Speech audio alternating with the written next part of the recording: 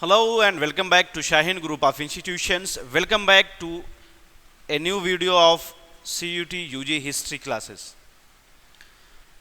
हम लोगों ने modern Indian history, themes in Indian history का जो पार्ट 3 है उसके सारे चैप्टर्स को कवर कर लिया है. लास्ट जो हम लोग चैप्टर डिस्कस कर रहे थे that was chapter 12, the making of the constitution, और हमने इसको 5 हिस्सों में कवर किया है. 20 से 25 मिनट की 5 वीडियोज़ आपको मैंने बना के दी हैं, जिसमें आपको एक एक कॉन्सेप्ट को अच्छी तरीके से समझाने की कोशिश किया मैंने. आज की इस वीडियो में हम लोग इस चैप्टर से रिलेटेड जो प्रीवियस ईयर क्वेश्चन पेपर्स आए थे 2023 और 24 में, उसको हम लोग डिस्कस करेंगे और देखेंगे कि किस तरीके से CUT आपसे क्वेश्चंस पूछता है. और इससे आपका फ़ायदा ये होगा कि आगे आने वाले एग्ज़ाम में जो आपका अप्रैल में एग्ज़ाम होने जा रहा है CUT का, उसमें आप इस तरीके से प्रिपरेशन कर पाएंगे और क्वेश्चंस को एलिमिनेट कर पाएंगे. ठीक है. 2024 में जो क्वेश्चन पेपर आया था इसमें पैराग्राफ बेस्ड क्वेश्चन था. एक पैसेज दिया गया था और पैसेज में 5 क्वेश्चंस पूछे गए थे. एक पैसेज से 5 क्वेश्चंस पूछे गए थे. ये तरीका है CUT का कि किसी भी चैप्टर से एक पैसेज देके उससे क्वेश्चंस पूछ सकते हैं. तो इस बार इस चैप्टर से आया था, इससे पहले वाले में पार्टीशन से आया था. तो ये हर साल अलग अलग चैप्टर से पैसेज आता है और वहाँ से क्वेश्चंस आपको सॉल्व करने रहते हैं. ठीक है. तो इसको हम लोग समझने की कोशिश करते हैं कि कैसे ये क्या है, पैराग्राफ पैसेज क्या है. एक्चुअली ये पैसेज आपका डायरेक्टली बुक से उठाया हुआ है. जो हमने फर्स्ट क्लास की था, फर्स्ट क्लास में ये चीज़ें आपको देखने को मिली होंगी. हम लोग एक बार इसको पढ़ के समझते हैं, उसके बाद में क्वेश्चंस को सॉल्व करेंगे. ठीक है. कॉन्स्टिट्यूएंट असेंबली, संविधान सभा की बात हो रही है. कॉन्स्टिट्यूएंट असेंबली, एक एक वर्ड को आपको ध्यान से देखना. Deliberated upon the Indian constitution which came into effect on 26 January 1950. संविधान सभा ने हमारे संविधान को बनाया, डिस्कशन किया, डिबेट किया और 26 जनवरी 1950 को ये लागू हुआ. ये दुनिया का सबसे बड़ा डॉक्यूमेंट है, सबसे बड़ा, इस बात में कोई शक नहीं कि दुनिया का सबसे बड़ा कॉन्स्टिट्यूशन है. लेकिन इसकी जो लेंथ और कॉम्प्लेक्सिटी है, जो इसकी लंबाई चौड़ाई और इसका जो जटिलता है, ये एक्चुअली जो देश की साइज है या जो इसका डाइवर्सिटी है, विविधताएं हैं, इस चीज़ को ये रिप्रेजेंट कर रहे हैं. जब देश आज़ाद हुआ तो इंडिया ना सिर्फ एक बड़ा कंट्री और डाइवर्स था, इसमें विभिन्न प्रकार के लोग रहते थे, बल्कि ये कई सारी तरह से डिवाइडेड भी था. कल्चर के बेसिस पर, रिलीजन के बेसिस पर, कास्ट के बेसिस पर, कम्युनिटीज़ के बेसिस पर. अब एक ऐसा संविधान लाना ज़रूरी था जो देश को एक साथ रख सके, तमाम लोगों को साथ साथ आगे बढ़ा सके, और इसको बहुत ही ध्यानपूर्वक, सावधानीपूर्वक करने की ज़रूरत थी. एक ऐसे डॉक्यूमेंट को जो देश को जोड़ के लेके चले. और इसका काम क्या था? जो जख्म थे हमारे पास्ट और प्रेजेंट के, उसको भी धुलना था. पास्ट में जो रिलीजियस कॉन्फ्लिक्ट्स थे, और साथ ही साथ प्रेजेंट में, अभी प्रेजेंट की बात करी जाए तो अभी पार्टीशन हुआ और पार्टीशन के बाद में काफ़ी सारे खून खराबे हुए. तो ये तमाम जो जख्म थे उनको भी धोना था इस संविधान के ज़रिए से. तो इस तरीके से इंडिया में अलग अलग कास्ट के लोग, अलग अलग क्लास के लोग, कम्युनिटीज़ के लोग रहते, सबको एक शेयर्ड पॉलिटिकल एक्सपेरिमेंट देना था. और इसके लिए हमारा संविधान जो है, इसका मकसद क्या था? To nurture democratic institutions. ठीक है. तो ये एक पैराग्राफ, जब भी आपका ऐसा पैसेज रहे तो एक एक वर्ड को आपको ध्यान से देखना है, और उसके बाद में हम लोग क्वेश्चंस पे चलते हैं. तो पहला क्वेश्चन है, when did the constitution of India came into force. संविधान सबसे पहले कब लागू हुआ? केम इनटू फोर्स है. आपको पता होना चाहिए कि संविधान बनकर तैयार हो गए थे 26 नवंबर 1949 को, लेकिन ये लागू कब हुआ? 26 जनवरी 1950 को. ठीक है. तो यहां पर केम इनटू फोर्स आ रहा है. केम इनटू फोर्स का मतलब तो लागू होना. तो फर्स्ट ऑप्शन है 26 जनवरी 1950. ये वाला आपका ऑप्शन सही हो जाएगा. 15 अगस्त 1947 को क्या हुआ था?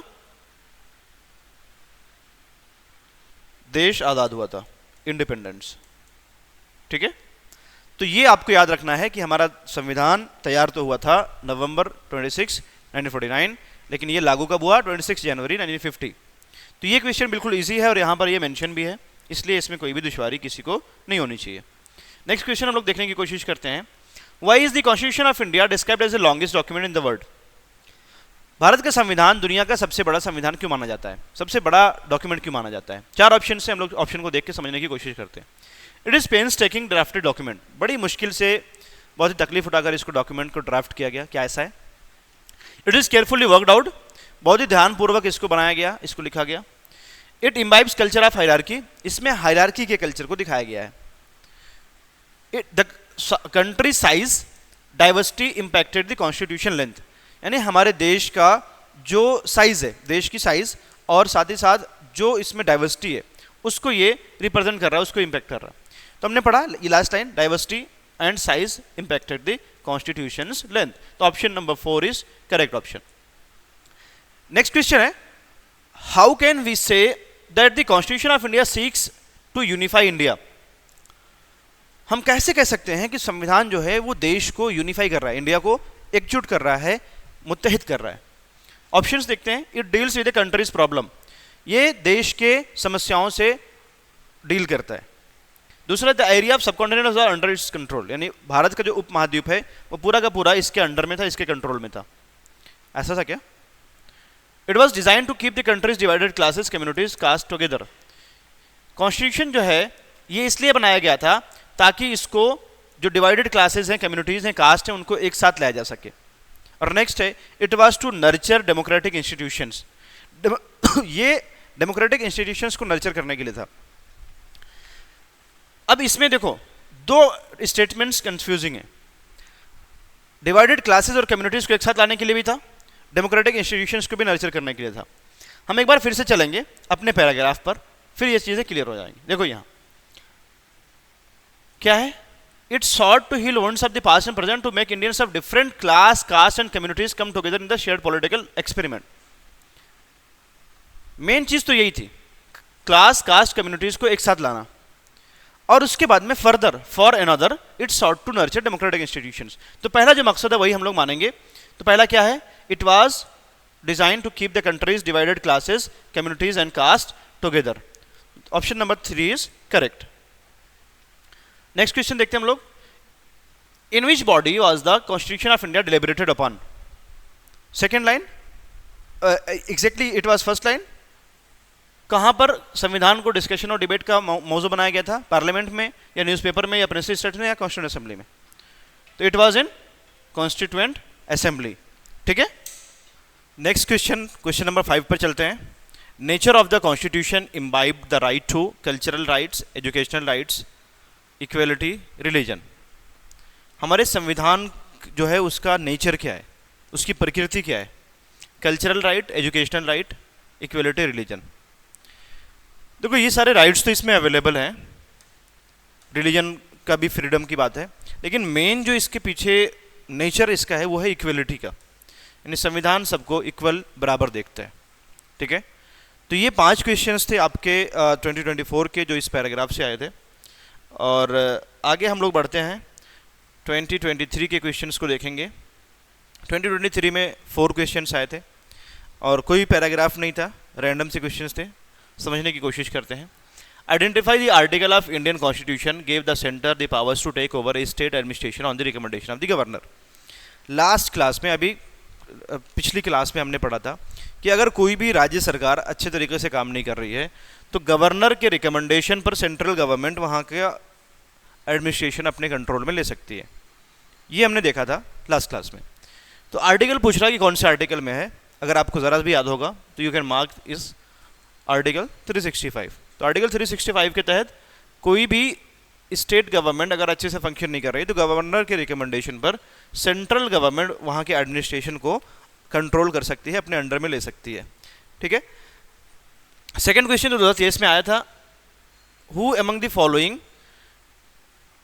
While welcoming the objective resolution said the real minorities are the मास।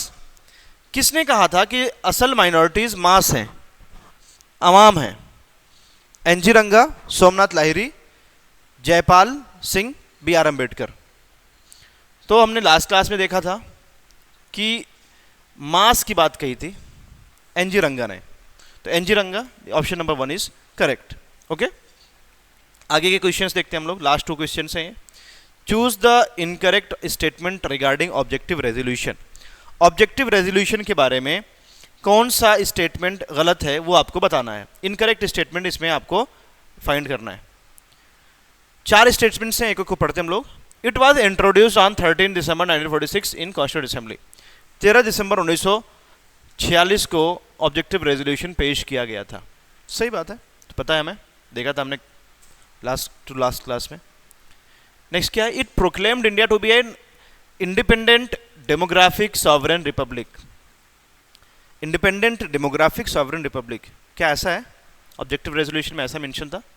ये डेमोग्राफिक शब्द कुछ उखड़ा उखड़ा सा लग रहा है, ये मेंशन है क्या? नहीं मेंशन है, तो ये गलत हो गया आपका, ये वाला सही है। फिर क्या है, it outline the defining ideals of the constitution of independent India, यानी आज़ाद भारत का संविधान कैसा होगा, उसके आइडियल्स, उसका फ्रेमवर्क बनाने का भी काम ऑब्जेक्टिव रेजोल्यूशन ने किया था। Yes, this was also correct. It provided the framework with in which the work of constitution making was proceed. इसने एक फ्रेमवर्क, एक गाइडलाइन दिया जिसके अंदर रहकर कॉन्स्टिट्यूशन मेकिंग का काम होना था। This was also correct. तो option number 2 is incorrect because here extra word is added, demographic. Okay, next है Amar Katha my story is the autobiography of. ये बुक में मेंशन नहीं है, ये अलग से पूछ लिया है, और इस तरह के 1-2 क्वेश्चन आते रहते हैं। ये आपके बॉक्सेस में मिल जाएगा। तो अमर कथा ये विनोदिनी दासी ने लिखा था इसको, ये आप याद रखेंगे, हो सकता है कि ये क्वेश्चन रिपीट भी करे। तो अमर कथा वॉज रिटन बाय विनोदिनी दासी। तो ये इस तरीके से ये आज हमने 9 क्वेश्चन इस चैप्टर से डिस्कस किए। ये लास्ट चैप्टर था और ये लास्ट चैप्टर डिस्कशन है। आपका सिलेबस जो मॉडर्न इंडियन हिस्ट्री का है CUT के लिए वो कंप्लीट हुआ, और इसमें आपने देखा कि चारों चैप्टर से मोर और लेस 5 to 6 क्वेश्चन, 7 क्वेश्चन आ रहे हैं।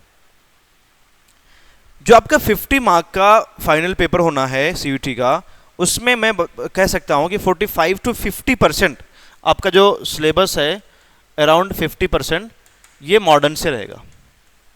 और ये सिर्फ 4 चैप्टर्स हैं, ओनली 4 थीम्स। लगभग 15 to 17 वीडियोस हैं, वो भी 20 मिनट्स की, 25 मिनट्स की। ये देखने से ही आपको 50% मार्क्स आ सकते हैं, ठीक है। बाकी के 50% मार्क्स के लिए आपको themes in world history first, themes in Indian history first and second पढ़नी है, जो आपको आज़ाद सर ने कराया है। तो ये लेक्चर्स आप देखिए, समझिए, और ज़्यादातर कोशिश ये कीजिए कि आपकी कॉन्सेप्चुअल क्लियरिटी होनी चाहिए चैप्टर का, तभी आप क्वेश्चंस को अच्छे तरीके से सॉल्व कर सकते हैं। Thanks for watching. हम लोग नेक्स्ट वीडियो में एक और लास्ट वीडियो रहेगी जिसमें हम टाइमलाइन डिस्कशन करेंगे। चारों चैप्टर्स के टाइमलाइन को हम एक साथ डिस्कस करेंगे, ताकि कभी क्रोनोलॉजिकल ऑर्डर में अरेंज करने के लिए आए तो वो हम चीज़ें सॉल्व कर सकें। Thank you so much.